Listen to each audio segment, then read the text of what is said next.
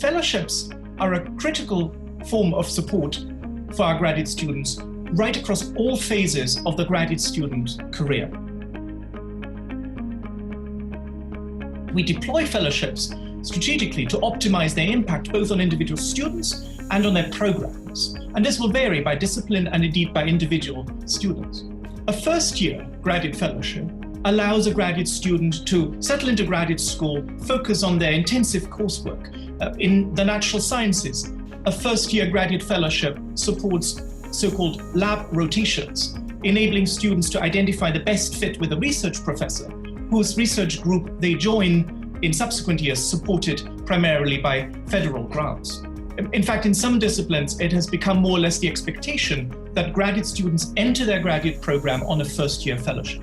Once a student has completed their coursework, they pivot to focus primarily on their own dissertation research.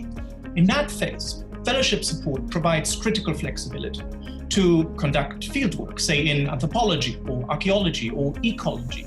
For the historian, my own discipline, to travel to international archives, for humanists to visit libraries, for the social scientist to collect data.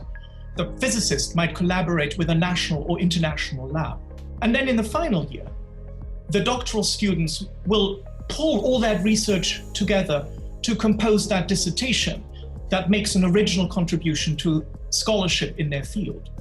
In that same final year, the doctoral students will be applying for jobs, typically writing dozens of applications, traveling for job interviews. Yet again, a fellowship provides that critical support and flexibility to enable them to complete their degrees in a timely fashion and land that first high-impact postdoctoral positions. From startup via research to degree completion, fellowship support is an absolutely critical support mechanism.